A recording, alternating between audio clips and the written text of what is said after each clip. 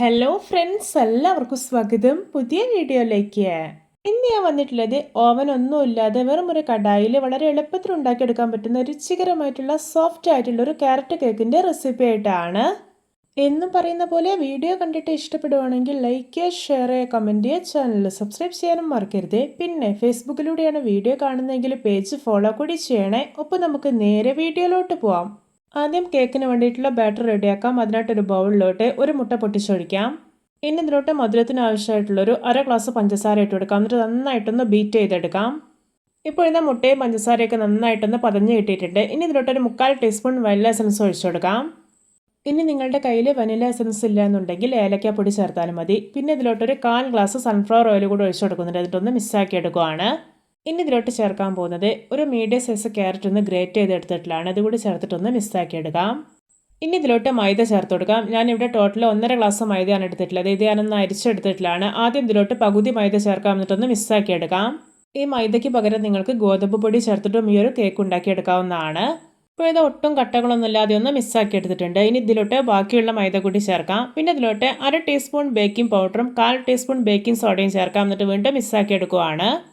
ഇപ്പോൾ ഈ ഒരു ബാറ്റർ കണ്ടോ, നല്ല തിക്കായിട്ടാണ് ഇരിക്കുന്നത്. ഇത് കുറച്ചുകൂടി ഒന്ന് ലൂസാക്കി എടുക്കണം. അതിനായിട്ട് ഇതിലോട്ട് കുറച്ച് ഇളം ചൂടുവെള്ളം ഒഴിച്ചു കൊടുക്കാം. എന്നിട്ട് വീണ്ടും ഇളക്കി യോജിപ്പിച്ചെടുക്കാം. വെള്ളം ഒഴിക്കുമ്പോൾ പ്രത്യേകം ശ്രദ്ധിക്കണം, കൂടി പോകരുത്. ബാറ്റർ ഓവർ ലൂസായി പോയാൽ നമ്മുടെ കേക്ക് നല്ല പെർഫെക്റ്റ് ആയിട്ട് റെഡി ആക്കിയിട്ടില്ല. ഇപ്പോൾ ഞാനിതിലോട്ട് ടോട്ടൽ ഒരു 6 ടേബിൾ സ്പൂൺ ഇളം ചൂടുള്ള വെള്ളമാണ് ഒഴിച്ചിട്ടുള്ളത്. ഇനി ഇതിലോട്ട് കുറച്ച് കാഷ്നട്ടും കിസ്മിസും ഇട്ട് കൊടുക്കാം. എന്നിട്ട് വീണ്ടും മിക്സാക്കി എടുക്കാം. ഇപ്പോൾ ഇത് നമ്മുടെ കേക്കിൻ്റെ ബാറ്റർ ഇവിടെ പെർഫെക്റ്റ് ആയിട്ട് റെഡി ആയിട്ടുണ്ട്. ഞാനിത് ഇവിടെ ഒരു കേക്ക് ടിൻ എടുത്തിട്ടുണ്ട്. ഇതിൽ ഞാനൊന്ന് ഓയിൽ സ്പ്രെഡ് ആക്കിയതിന് ശേഷം അടിയിൽ ഒരു ബട്ടർ പേപ്പർ കൂടെ വെച്ച് കൊടുത്തിട്ടുണ്ട്. ഇനി ഒരു കേക്കിൻ്റെ ബാറ്റർ ഇതിലോട്ട് ഒഴിച്ചു കൊടുക്കാം. ശേഷം ഇതൊന്ന് ടാപ്പ് ചെയ്ത് കൊടുക്കാം. എന്തെങ്കിലും ബബിൾസ് ഒക്കെ ഉണ്ടെങ്കിൽ അത് പൊയ്ക്കോളും.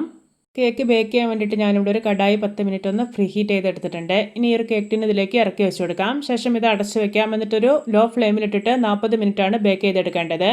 ഇപ്പോൾ ഇത് 40 മിനിറ്റ് ആയിട്ടുണ്ട്. നമ്മുടെ ക്യാരറ്റ് കേക്ക് ഇതാ നല്ല പെർഫെക്റ്റ് ആയി തന്നെ റെഡി ആയി കിട്ടിയിട്ടുണ്ട്. കണ്ടോ?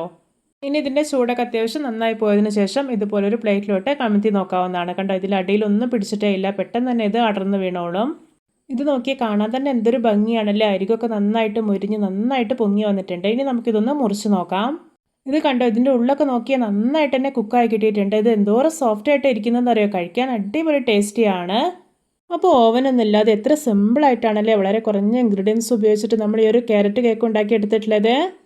എല്ലാവർക്കും എൻ്റെ simple and tasty carrot cake recipe ഇഷ്ടപ്പെട്ടെന്ന് വിചാരിക്കുന്നു. ഇഷ്ടപ്പെട്ട സപ്പോർട്ട് ചെയ്യാൻ മറക്കരുതേ. അപ്പോൾ ഇതുപോലെയുള്ള വെറൈറ്റി വീഡിയോകളായി നമുക്ക് വീണ്ടും കണ്ടുമുട്ടാം. Okay, bye bye.